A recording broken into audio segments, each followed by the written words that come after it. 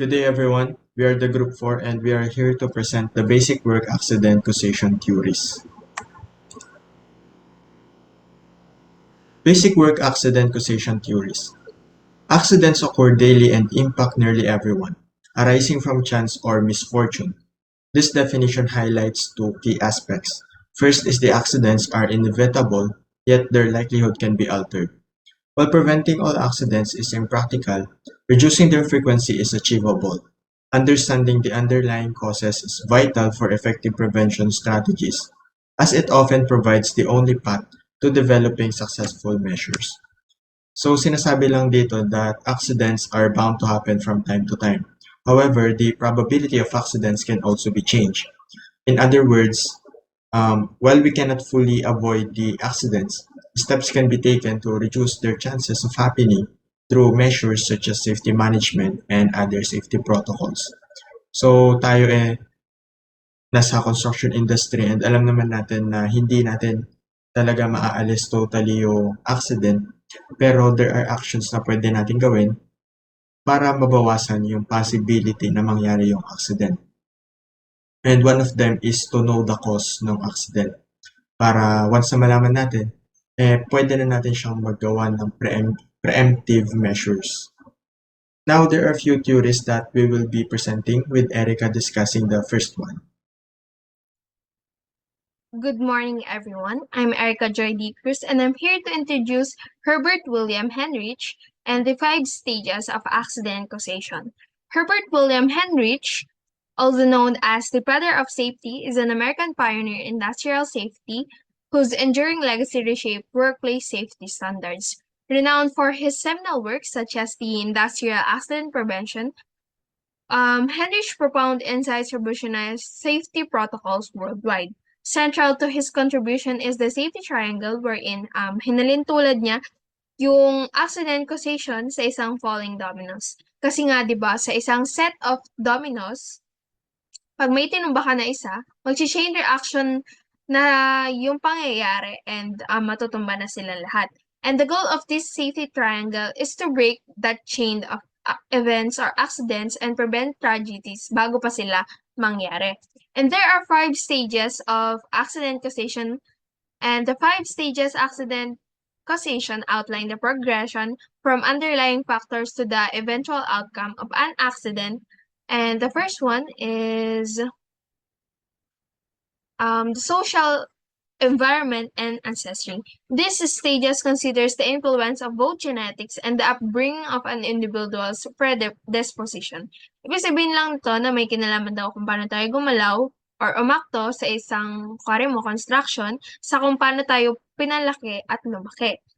And the next one is the faults of a person. This category includes things like personal traits or actions that make accidents more likely to happen.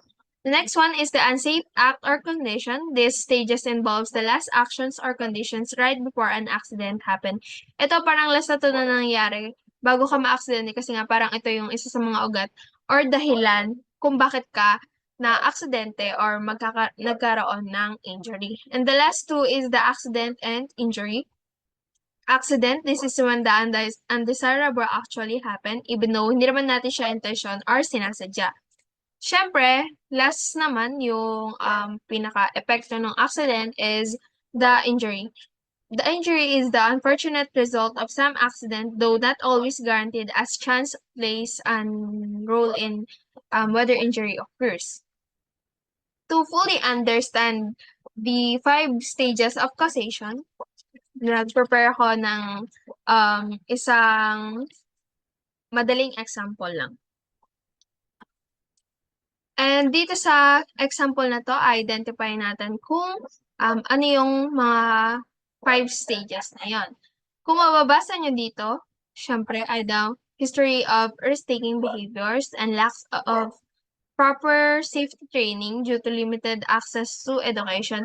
Ito yung ating social environment and ancestry. Kasi nga dito may kinalaman kung paano siya pinalaki and sa environment na kinalakan niya kung paano siya gumalaw. And yung faults of a person is John tends to ignore safety procedures and take shortcuts to complete his task more quickly. Kasi it increases the likelihood of accident to happen. And next naman is yung unsafe act or condition. And sa example is John fails to wear his hard hat and secure his ladder properly. Ito naman yung unsafe act kasi ito na yung pinakadahilan kung bakit siya na-aksidente. And syempre yung aksidente or yung accident, yun na yung nabagok siya or nag-slip yung ladder. And yung injury is yung head injury na napala niya nung nalaglag siya. And lastly, to end this domino theory, in today's discourse of an occupational health and safety, the domino theory has been suppressed by more sophisticated and evidence-based approaches, accident prevention. Kasi nga, syempre habang tumatagal, may mga theory tayo na nade-develop na mas na na napapaniwalaan natin na mas effective pala siya. And domino theory today, hindi na siya masyadong gamitin kasi nga may mga nag-e-exist pa na ibang theory na mababanggit ng mga next reporter. Next is the human factor theory. Accidents are believed to occur due to a series of events attributed ultimately from human error. Human error in turn arises from one of the three situations: inappropriate response, overload, or inappropriate activities. So dito sa theory na to, parang sinasabi na nagkakaroon tayo ng accident dahil sa human error or kumbaga sinisisi sa mga tao or particularly sa worker yung dahilan bakit nagkakaroon tayo ng accident. First is the inappropriate response. Workers might disregard equipment safety regulations to increase productivity within a shorter time frame. So for example, yung worker, kahit na alam niya na dapat magsuot siya ng personal protective equipment or harness, hindi niya ginawa para lang matapos agad yung trabaho na ibinigay sa kanya. So kahit na alam niya na dapat siyang magsuot, dinisregard niya yun, and that is a good example of inappropriate response. By disregarding yung pagsusuot niya ng harness, pinapataas niya yung possibility na magkaroon ng accident. Next is overload. It includes pressure, emotions, physical condition, fatigue, or stress. So, di ba alam naman natin na kapag tayo ay physically drained or emotionally drained na, parang nawawala yung focus natin sa mga ginagawa natin. So, ganun din sa mga worker. Like for example, if iyan ay nagtatrabaho or nasa elevated na lugar or high-rise building. So, kung pagod na siya, possible and under pressure din siya para matapos na agad yung trabaho na yun. Madali niya na yung ginagawa niya and hindi niya na maisip yung safety niya. Kunwari, possible masagi niya yung mga materials na ginagamit doon or for example, pintura na possible bumagsak sa mga nasa ilalim. So, tumataas yung risk or yung probability na magkaroon ng accident. Next is inappropriate activities. The worker lacked the knowledge of how to do it, low perceived probability of risk. So, syempre, tumataas yung possibility na magkaroon ng aksidente if yung worker mo hindi alam kung ano yung gagawin doon sa trabaho niya or kulang yung kaalaman niya para magawa ng maayos yung ibinigay mong task sa kanya. For example, yung worker, nilagay mo sa work na mag-grind ng mga bakal. So, kung hindi niya alam gamitin yung equipment na yun or yung mga materials doon ng proper, possible na tumaas yung risk niya na mag-cause ng accident, hindi lang sa kanya, kundi pati sa mga co-workers niya. Accident or incident theory. According to Peterson's accident-incident causation hypothesis, human mistake and or system failure are the primary causes of accident and incidents. It draws inspiration from both Heinrich domino theory and Farrell's human factors of overload hypothesis. Errors are the result of overload, traps, and human decision making. Overload is rooted from pressure, fatigue, motivation, drugs, alcohol, and worry. Another cause is ergonomic traps, which is the outcome of incompatible workstation or incompatible expectations. Decision to ERR. Under decision to ERR were misjudgment of the risk, unconscious desire to ERR, and logical decision based on the situation. Next is the system failure. Under these are policy, responsibility, training, inspection, correction, and standards. The other causes are human error, accident, injury, or damage. In simple words, this theory states that human mistakes are often the cause of accidents and incidents. Next theory is the epidemiology theory.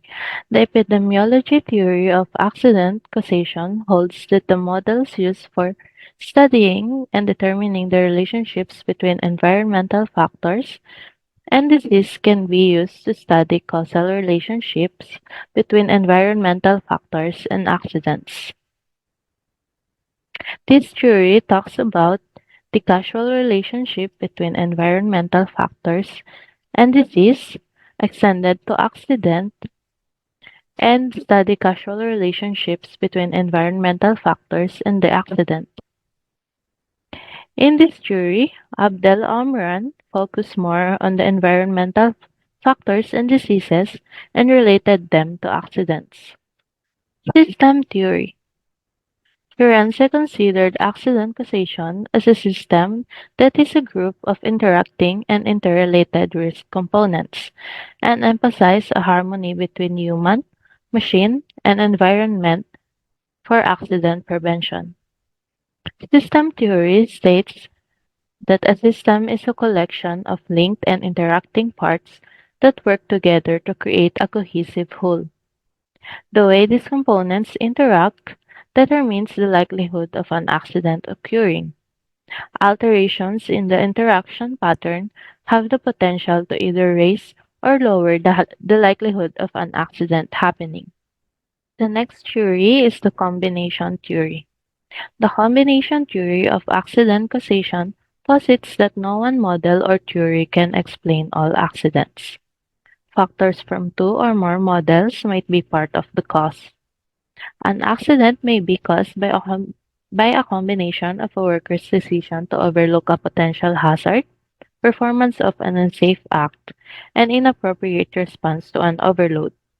Some of these factors may be absence of a supervisor, inexperience, conscious decision to disregard safety procedures, faulty buckling mechanisms on the safety harness, unsafe design, drop of 15 minutes can all lead to death. The last theory is the behavioral theory, often called the human relations movement, because it addresses the human dimension of work.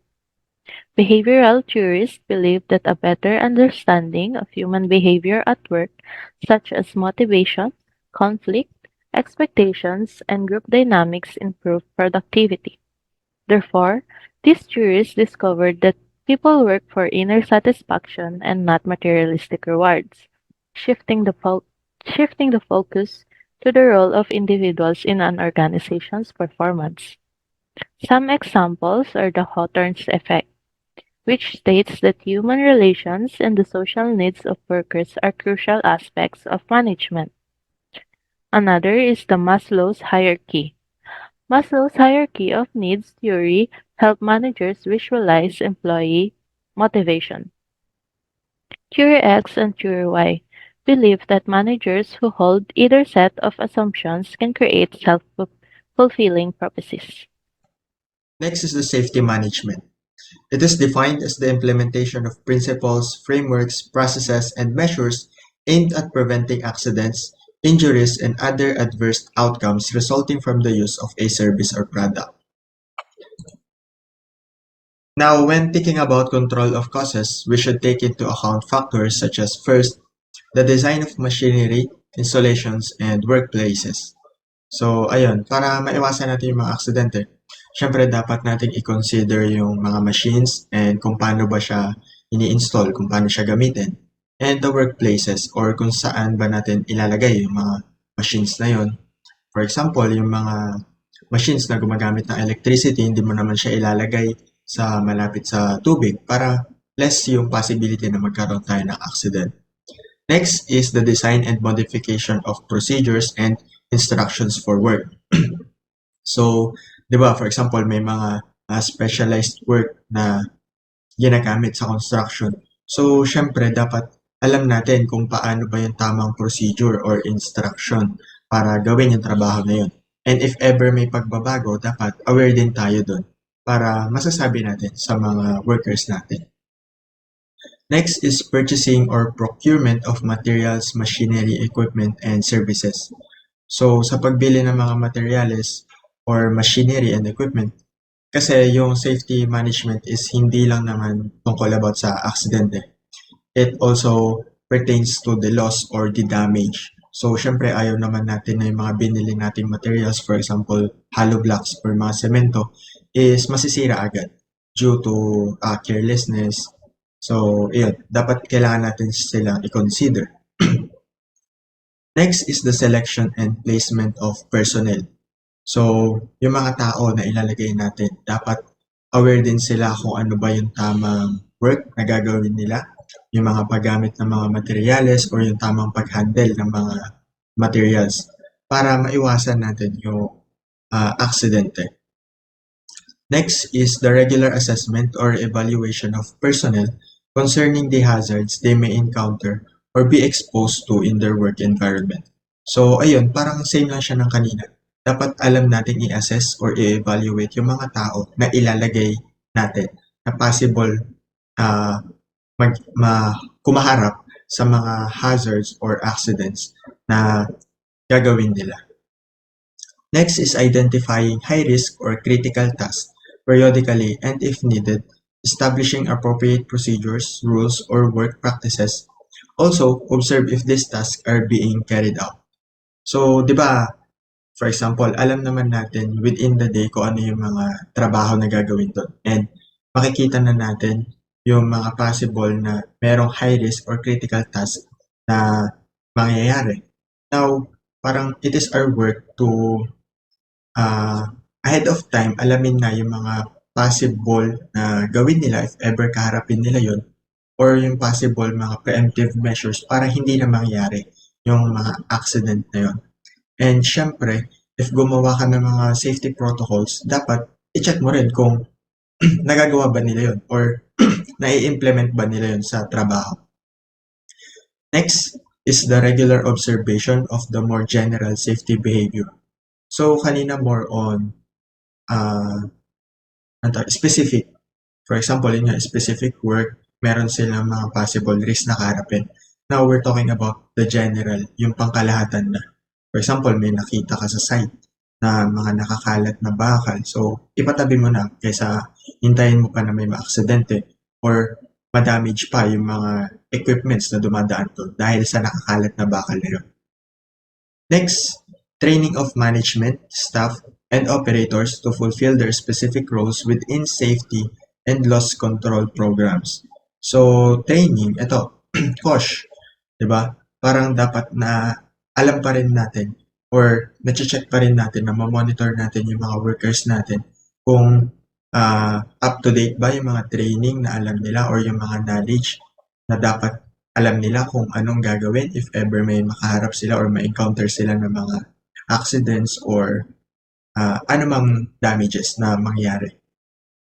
And yan, operators, di ba hindi naman tayo nag-hire ng mga operators na kulang sa papers para, kasi alam naman natin na napakahirap ng trabaho or pag-operate ng mga heavy equipments, hindi siya basta-basta. So, dapat skilled and talented yung mga tao na i-hire natin. Next is the periodic review and if necessary, updating of existing procedures. So, ayun pa rin, more on procedural, mga procedures na dapat is up-to-date tayo. And if ever, na-check natin kung efficient ba siya sa mga trabaho na gagawin natin kasi possible na hindi na pala siya up-to-date. So, kailangan natin siyang baguhin and kailangan natin mai-apply para maging swak na siya doon sa mga works na ipapagawa natin. Next meetings with management at different levels, along with operational staff, to address and emphasize safety and loss control topics of special interest. So sa construction industry, hindi lang isa yung kausap natin. Marami tayong kausap. Kailangan nakikipag-communicate tayo sa workers, kay foreman, so sa mga client side natin and sa mga project manager natin if meron or sa mga boss natin para mapag-usapan yung management in terms of safety and construction para nagkakaroon tayo ng ideas kung ano ba yung mga dapat nating i-implement sa site and para aware yung bawat isa kung ano ba yung nangyayari and updates sa project. Next, conducting regular inspections to identify and correct unfavorable conditions or situations. So, ayun, dapat nagkakaroon na tayo ng regular inspections. It is our job as an engineer or future engineers para mag-conduct ng regular inspections para makikita natin kung ano yung mga possible na hindi magandang mangyari and para maiwasan yung mga possible accidents kasi dapat tayo yung nakakaalam ng mga pwedeng pagmulan ng mga hindi magaganda mangyari. And dapat mapigilan natin yun. And we can do that by doing regular inspections. Next is the proper preparation for identified emergency situations. So, ayun, if ever na makita mo na yung mga or ma-inspect mo na yung mga possible na pwede mangyari, dapat maging prepare na tayo doon. Dapat magkaroon tayo ng emergency plan para ah, hindi na siya mag-lead to more bigger problem. Yan, dapat meron tayong mga plano or preemptive measures nga. Last is examining accidents, incidents, damages, or etc. to learn from mistakes made. So if ever naman na meron tayong pagkakamaling ginawa, we should learn from that. And dapat, next time, ma-apply na natin siya ng tama. Or yung actions na dapat hindi natin ginawa is dapat matama na natin by the next time na ma-encounter ulit natin siya. Ayun. Next is the loss causation model. Based on Hendrich's idea, looks at how failure lead to losses. It helps to understand why accidents happen and guides investigating incidents. Key ideas includes being ready for emergencies, managing consequences well, and aiming for success without problems or losses.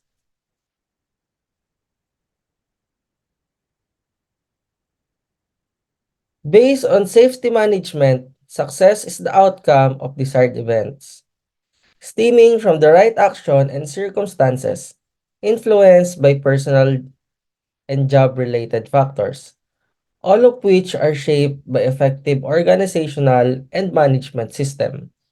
Here are examples of successful models. No harm to people, no damage to equipment, no loss or damage to materials, no harm to the environment, no loss of market, no harm to company image or brand name, and lastly, no loss to the image of management. So next is desired events. Success in an organization is defined by the occurrence of desired events and the absence of undesired ones. A competent management team anticipates potential problems, takes preventive measures, and is prepared to handle consequences effectively. A well-run organization experiences only minor issues that can be managed as major problems have been identified, analyzed, and controlled in advance. So, para natin ma-achieve yung success in safety management is siyempre kailangan daw yung desired events. So, ano nga ba yung mga desired events na yun? So, isa sa mga desired events siyempre, yung pinaka-ideal natin is walang masaktan, maharm in terms of person sa mga labor and objects at image pati yung sa company. So, paano natin ma-achieve yun? So, unang-una, yung construction management, papasok talaga doon. So, isa doon yung pag-i-strategize natin.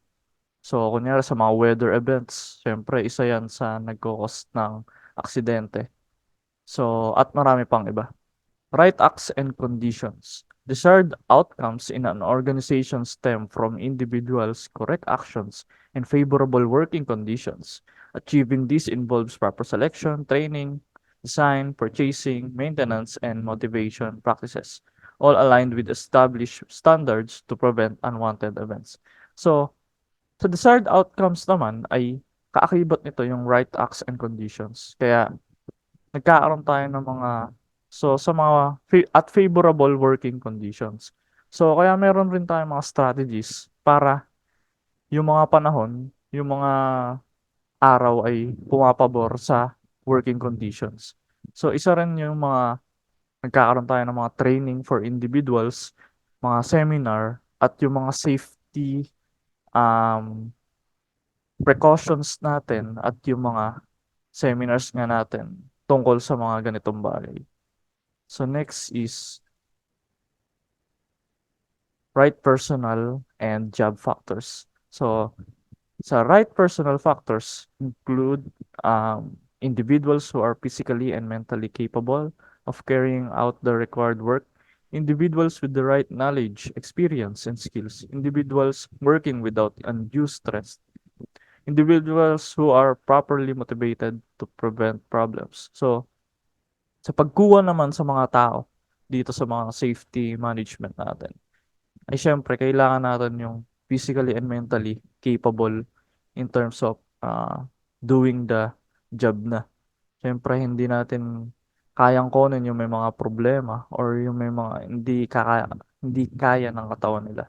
So kailangan din dito kakakibat dito yung mga knowledge, yung experience din, um, kung gaano kahalaga ba yung kung saan mo sila i-appoint, experience and skills. So, kaya tayo nagkakaroon din ng mga hierarchy at yung segregation ng trabaho. So, sa right job factors naman, meron tayong adequate management at supervisory personnel, proper design and modification of work areas, proper procurement of products, equipments, etc. Adequate maintenance of installations, availability of safe equipment, and proper methods of operation. So, right job factors naman, syempre, kasama dito yung kailangan meron tayong mga naka-prepare na safety equipment. So, syempre, nagbavari yan kung ilang story yung ating minamanage.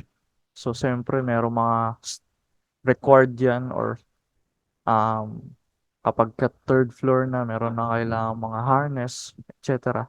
So, kailangan pasok doon.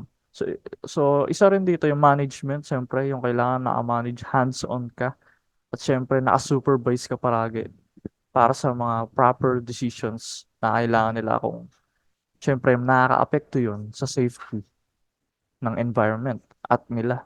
So, siyempre, design and modification of work areas, kung dito ba kailangan linisin tong lugar na to, eto ba kailangan ba maaliwalas para siyempre makaiwas sa aksidente.